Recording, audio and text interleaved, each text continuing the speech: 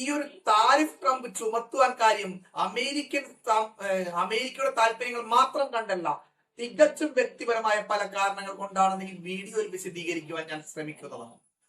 പറഞ്ഞു കഴിഞ്ഞാൽ ഇന്ത്യയും അമേരിക്കയും തമ്മിൽ കഴിഞ്ഞ കുറച്ച് നാളുകളായി വളരെയേറെ അടുപ്പത്തിലായിരുന്നു എന്ന് തന്നെ വേണം പറയാൻ. അതായത് ഒരു പ്രശ്നങ്ങളൊന്നും ഇല്ലാത്ത ഒരു അവസ്ഥയിൽ പോയിക്കൊണ്ടിരിക്കുകയായിരുന്നു. 2019 മോഡിയെ വിളിച്ചു വരുത്തിയ ഒരു ഹൗഡി മോഡി പരിപാടി അവിടെ അമേരിക്കയിൽ ഉണ്ടാവുകയും അതിനകത്ത് ഒരു 50,000 ഇന്ത്യക്കാരോളം ആ പരിപാടിക്ക് ചേരുകയും നമ്മുടെ ഡൊണാൾഡ് ട്രംപ് തന്നെ വിശിഷ്ടാതിഥിയായി എത്തുകയും ചെയ്തിരുന്നു. ആ ഒരു വേദിയിൽ വെച്ച് ട്രംപിനെ തന്നെ വളരെയേറെ പുകഴ്ത്തിയാണ് നരേന്ദ്രമോദി സംസാരിച്ചത്. അതേപോലെ ഇന്ത്യയിലെ അഹമ്മദാബാദിൽ വെച്ച് നമസ്തേ ട്രംപ് എന്നൊരു പരിപാടി സംഘടിപ്പിക്കുകയും ട്രംപിന് വാനോളം മോദി പുകഴ്ത്തുകയും ചെയ്തു. അതായത് നമ്മൾക്കൊരു ന്യൂട്രൽ, ആരോടും പ്രശ്നം ഉണ്ടാക്കാതെ പോകുന്ന ആ ഒരു രീതിയായിരുന്നു. പക്ഷേ ഇത് ശരിക്കും അമേരിക്കയുടെ ഇന്ത്യൻ വിദേശകാര്യ മന്ത്രാലയം തുറന്നടിച്ചിരിക്കുന്നത് അമേരിക്കയുടെ തീർത്തും അതായത് നീതിപൂർവമല്ലാത്തതും യുക്തിപൂർവമല്ലാത്തതുമായ, അതായത് ഒരു എന്താ പറയുക, അൺറീസണബിൾ ആയ അതേപോലെ തന്നെ അൺജസ്റ്റിഫയബിളുമായ ഒരു സംഭവം തന്നെയാണ് അമേരിക്ക കാണിച്ചിരിക്കുന്നത് എന്നാണ് പറയുന്നത്. നമുക്ക് എല്ലാവർക്കും ആഗ്രഹമുണ്ടായില്ലേ കനത്ത ഭാഷയിൽ തന്നെ മറുപടി കൊടുക്കുന്നത്? അത്തരത്തിലുള്ള ഭാഷയിലാണ് മറുപടി കൊടുത്തേക്കുന്നത് ഈ തവണ. അതായത് ഒരു ചർച്ചയ്ക്കുമില്ല. ഈ ഒരു സമയത്താണ് നമ്മുടെ മറ്റുള്ള, അതായത് ബ്രസീൽ പ്രസിഡന്റും നരേന്ദ്രമോദിയും അതേപോലെ പുടിനും ചൈനീസ് പ്രസിഡന്റും എല്ലാം കൂടി ഒരു പുതിയൊരു സഖ്യത്തിലേക്ക് നീങ്ങുകയാണ് അമേരിക്കയ്ക്ക് ബദലായി. അത് എത്ര കണ്ട് ഒരു സാമ്പത്തികമായും അല്ലെങ്കിൽ ഒരു നിൽക്കുമെന്ന് അറിയില്ല. അതായത് ഏകദേശം ജപ്പാനെയും ജർമ്മനിയെയും പിന്തള്ളി ലോകത്തിലെ ഏറ്റവും വലിയ മൂന്നാമത്തെ സാമ്പത്തിക ശക്തിയായി ചൈനയ്ക്കും US-നും ശേഷം ഇന്ത്യ വളർന്നു വരുന്ന ഒരു സാഹചര്യമാണ്. ട്രംപിന്റെ ഈ ഒരു തീരുവ ഏർപ്പെടുത്തുന്നത് നമുക്ക് കൃത്യമായി നമ്മുടെ സാമ്പത്തിക സന്തുലിതാവസ്ഥയ്ക്ക് വളരെയേറെ പ്രശ്നമുണ്ടാകും. ട്രംപ് ഈ തീരുവ ഏർപ്പെടുത്താൻ പെട്ടെന്ന് ഈ ഒരു തീരുവ ഏർപ്പെടുത്താൻ കാരണം എന്താണ്? അതിനകത്ത് കുറച്ച് വ്യക്തിപരമായ കുറച്ച് കാര്യങ്ങൾ കൂടി ഉണ്ട് എന്ന് വേണം പരിശോധിക്കാൻ. അതായത് രണ്ടാമതും ട്രംപ് രണ്ടാം ഊഴമാണല്ലോ ഇത്. അത് ബരാക് ഒബാമ അമേരിക്കയുടെ പ്രസിഡന്റ് ആയി 8 മാസത്തിന് ശേഷം സമാധാനത്തിന്റെ നോബൽ പ്രൈസ് കിട്ടുന്നു. അങ്ങനെ ഒരു നോബൽ പ്രൈസ് തനിക്കും കിട്ടിക്കൂടി എന്ന് ട്രംപ് ചിന്തിക്കുന്നുണ്ടാവും എന്നാണ് എക്സ്പെർട്സ് പറയുന്നത്. അതെ, താൻ കൃത്യമായി അർഹനാണ് എന്നാണ് പറയുന്നത്. അതുകൊണ്ട് തന്നെയാണ് ലോകത്തെ ഏത് രാജ്യങ്ങൾ തമ്മിൽ പരസ്പരം പ്രശ്നമുണ്ടായാൽ അതിന്റെയൊക്കെ ക്ലെയിം അതൊക്കെ തീർക്കുവാൻ താനാണ് അത് ക്ലെയിം ചെയ്തിരുന്നത്. അതിന്റെ ക്ലെയിം ഒക്കെ ഏറ്റെടുത്തുകൊണ്ട് ട്രംപ് മുന്നോട്ട് വരുന്നത്. അത് ഇപ്പോ റുവാണ്ടയും കോങ്കോയും തമ്മിലുള്ള വിഷയത്തിലായാലും ശരി, മറ്റെന്ത് വിഷയത്തിലായാലും ശരി, അതായത് ലാസ്റ്റ് ഇറാനും ഇസ്രയേലും തമ്മിലുള്ള മാത്രമല്ല ഒരു കോൺഫ്ലിക്റ്റിലായാലും ശരി, ട്രംപ് ഇടപെട്ടുകൊണ്ടാണ് ഇതൊക്കെ തീർത്തത് എന്ന് ട്രംപ് അവകാശവാദം ഉന്നയിച്ചിരുന്നു. എന്നാൽ പിന്നെ ഇപ്പോൾ റഷ്യയും യുക്രൈനും തമ്മിലുള്ള ഒരു വാറും കൂടി തീർക്കാൻ കഴിഞ്ഞാൽ, അതേപോലെ തന്നെ ഇന്ത്യ പാകിസ്ഥാൻ സംഘർഷം ഉണ്ടായപ്പോൾ ആ ഒരു ക്ലെയിം ചെയ്തിരുന്നു അമേരിക്ക, ട്രംപാണ് കിട്ടിയത്. പക്ഷെ ഇന്ത്യ ഒരിക്കലും അത് അംഗീകരിക്കാൻ തയ്യാറായിരുന്നില്ല.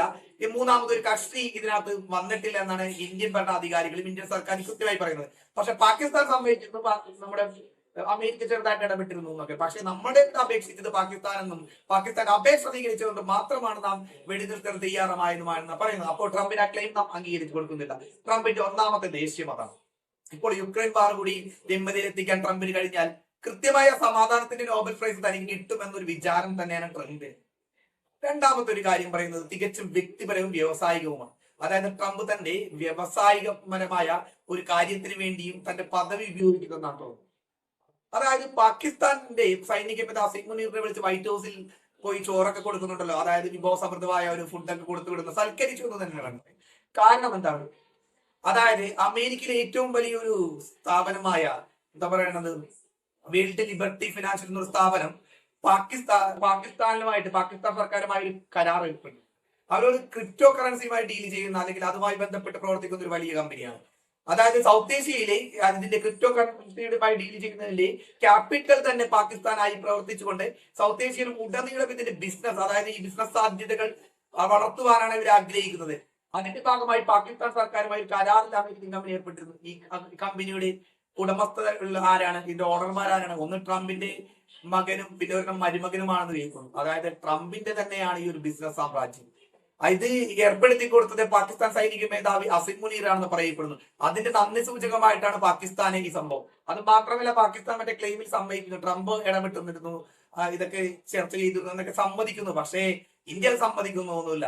ഇനി സമ്മതിക്കുന്നൊന്നുമില്ല മാത്രമല്ല, വേറെ ഇടപെട്ടൽ ശക്തമായി പറയും. രണ്ടാമത്തെ കാര്യം പറയുകയാണെങ്കിൽ ഈ രണ്ട് വ്യക്തിപരമായ കാര്യങ്ങളാണ്. ശരിക്കും റഷ്യയിൽ നിന്ന് എണ്ണ വാങ്ങുന്നതിന് ഇവർക്ക് എന്താണ്? ഇന്ത്യ ഒരിക്കലും റഷ്യയിൽ നിന്ന് എണ്ണ വാങ്ങുന്നു എന്ന് പറഞ്ഞാൽ റഷ്യ യുക്രൈൻ വാറൊന്നും സപ്പോർട്ട് ചെയ്യുന്നില്ല. ഇന്ത്യക്ക് കൃത്യമായ ഒരു ഊർജ്ജ പ്രതിസന്ധി ഇല്ലാതിരിക്കുവാൻ വേണ്ടി ഇന്ത്യ റഷ്യയിൽ നിന്ന് എണ്ണ വാങ്ങുന്നുണ്ട്. അത് വളരെ കുറഞ്ഞ കാശിന് അവിടെ നിന്ന് കിട്ടുമ്പോൾ ഇന്ത്യ എണ്ണ വാങ്ങുന്നു. ഇന്ത്യക്കാർ കൂടുതൽ ചൈനയല്ലേ വാങ്ങുന്നത്. പക്ഷേ ചൈനയ്ക്ക് ഇത്രയും നികുതി ഏർപ്പെടുത്തിയപ്പോൾ ചൈന തിരിച്ചൊരു പണി കൊടുത്തപ്പോൾ നികുതി കുറച്ചു. അങ്ങനെ കുറച്ച് കാര്യങ്ങൾ ഉണ്ടായി. കാനഡക്കും ഇതേപോലെ തന്നെ 36% വാട്ടയൊക്കെയാണ് ഇന്ത്യയുടെ അവരുടെ നിന്നുള്ള വാങ്ങൽ. പക്ഷെ അതിന് നേരത്തെ കുറവായിരുന്നു, ഇപ്പൊ കൂട്ടി. അപ്പോ ഇന്ത്യ ഒരു സമ്മർദ്ദ തന്ത്രത്തിലാക്കി വരുതിയിലാക്കി അനുസരിപ്പിക്കാമെന്ന ഒരു ട്രംപിന്റെ വിചാരമാണുള്ളത്. അതായത് ഇന്ത്യ അമേരിക്കയോട് ആഗ്രഹിച്ചിരുന്നത് അതായത് ഒരേപോലെയുള്ള ഒരേ രീതിയിൽ നിൽക്കുന്ന സൗഹൃദമാണ്. പക്ഷെ അമേരിക്ക ആഗ്രഹിച്ച ഒരു സൗഹൃദം അങ്ങനെയല്ല.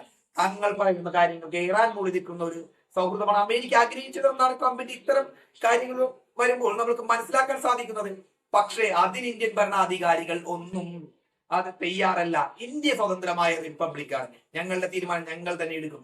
തീർച്ചയായും ട്രംപ് ഇങ്ങനെ ഒരു പിരിവ് ഏർപ്പെടുത്തിയിട്ടും അധിക പിഴ ഏർപ്പെടുത്തിയതൊന്നും ഇന്ത്യൻ സമ്പദ്ഘടനയെ ബാധിക്കില്ല എന്നൊന്നും പറയുന്നില്ല. നമ്മൾക്ക് നമ്മുടെ രാജ്യത്ത് കുറെ ഉൽപ്പന്നങ്ങൾ അമേരിക്കയിലോട്ട് കയറ്റി അയക്കുന്ന ഉൽപ്പന്നങ്ങൾക്ക് ഇതൊരു 50% തീരുവ ഏർപ്പെടുത്തും എന്നൊക്കെ പറയുന്നത് വളരെയേറെ വലിയ കാര്യമാണ്. കാര്യം എന്ന് വെച്ച് കഴിഞ്ഞാൽ ഒരു 10 രൂപ ഒരു സാധനം വിറ്റാൽ അവിടെ ചെല്ലുമ്പോൾ അതൊരു 50% തീരുവ 15 രൂപയാവുകയും നമ്മളുടെ സാധനങ്ങൾ അവിടെ കോമ്പീറ്റ് ചെയ്യാൻ പറ്റുകയും അത് കെട്ടിക്കിടക്കുകയും ചെയ്യുന്ന ആളുകൾ വാങ്ങാൻ കെട്ടിക്കിടക്കുകയും ചെയ്യുന്ന ഒരു സംഭവമൊക്കെ വരാൻ സാധ്യതയുണ്ട്.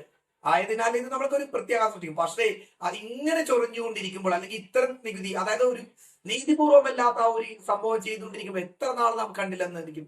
അല്ലെങ്കിൽ അയാളുടെയൊക്കെ ഒരു താളത്തിന് അമേരിക്കക്ക് താളത്തിനൊത്തുള്ളൂ. സത്യം പറഞ്ഞാൽ ഇന്ത്യ അമേരിക്കയുമായിട്ട് യൂറോപ്യൻ യൂണിയനുമായിട്ടൊക്കെ ഒരു ന്യൂട്രൽ ബന്ധത്തിൽ ഏർപ്പെടുകയും അത് മാത്രമല്ല ആഫ്രിക്കൻ കൺട്രീസുമായി വ്യാപാരം മെച്ചപ്പെടുത്തുകയും ഗൾഫ് കൺട്രീസുമായിട്ടൊക്കെ ഏഷ്യൻ കൺട്രീസുമായിട്ടൊക്കെ നല്ല ബന്ധത്തിലാണ് തുടരുകയും വേണം. അതായത് ചൈനയും ഒരു 10 വർഷത്തേക്ക് ചൈനയെ ഒന്ന് പിണക്കാതെ ഒരു സാമ്പത്തിക ശക്തിയായി അവരൊരു ട്രേഡ് ഒക്കെ ചെയ്ത് വളർന്നു വരണം. എങ്കിലാ ഇന്ത്യയുടെ സാമ്പത്തിക സ്ഥിതി ഉയരുകയുള്ളൂ എന്ന് വിശ്വസിക്കുന്ന ആളാണ് ഞാൻ. അപ്പോ ഇത്തരത്തിലുള്ള സംഭവം വരുമ്പോൾ നമ്മുടെ ആത്മാഭിമാനത്തിന് മുറിപ്പെടുന്ന സമയത്ത് നമ്മൾ സകലതും നശിച്ചു പോയാലും നാം അഭിമാനം ഉയർത്തിപ്പിടിച്ചുകൊണ്ട് നിലനിൽക്കുന്ന ഒരു സാഹചര്യമൊക്കെ നാം ഇന്ത്യക്കാർക്ക് മാത്രം ലോകത്തുള്ള ഏതൊരു മനുഷ്യനും അല്ലെങ്കിൽ ഏതൊരു രാജ്യക്കാരനും ഉണ്ടാവുകയില്ല. അത്തരം മറ്റൊരു കാര്യം പറയാം, അമേരിക്കക്ക് അങ്ങനെ പെട്ടെന്നൊന്നും ഇന്ത്യയെ തള്ളിക്കളയാൻ കഴിയൊന്നുമില്ല.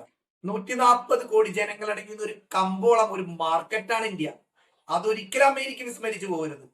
ഈ ഇഷ്ടം പോലെ അമേരിക്കൻ കമ്പനികൾ ഇവിടെ പ്രവർത്തിക്കുന്ന വിറ്റഴിക്കുന്ന പല പ്രൊഡക്റ്റും ചെയ്യുന്നു. അപ്പോൾ ആ ഒരു മാർക്കറ്റിനെ കളഞ്ഞുകൊണ്ട് ട്രംപിന് അധിക കാലം മുന്നോട്ടൊന്നും പോകാൻ സാധിക്കില്ല. ഇത് ഏകദേശം തികച്ചും അദ്ദേഹത്തിന് വ്യക്തിപരമായ ചില താല്പര്യങ്ങൾ കൂടി സംരക്ഷിക്കുവാൻ ആണ് അദ്ദേഹം ഇത്തരത്തിലുള്ള ഒരു നിലപാടുകൾ എടുക്കുന്നതെന്നാണ് മനസ്സിലാക്കാൻ കഴിയുന്നത്. സത്യം പറഞ്ഞാൽ ഇതൊരു യുദ്ധമല്ല, പക്ഷെ മറ്റൊരു തരത്തിൽ ഇതൊരു അപ്രഖ്യാപിത വ്യാപാര യുദ്ധം തന്നെയാണ് എന്നാണ് തോന്നുന്നത്. പ്രിയപ്പെട്ടവരെ, ഞാൻ സംസാരിക്കുന്ന കാര്യങ്ങൾ നിങ്ങൾക്ക് ഇഷ്ടപ്പെടുന്നുണ്ടെങ്കിൽ മാത്രം നിങ്ങൾ ഈ ചാനൽ ഒന്ന് സബ്സ്ക്രൈബ് ചെയ്യുവാൻ നിങ്ങളോട് പറയുന്നു.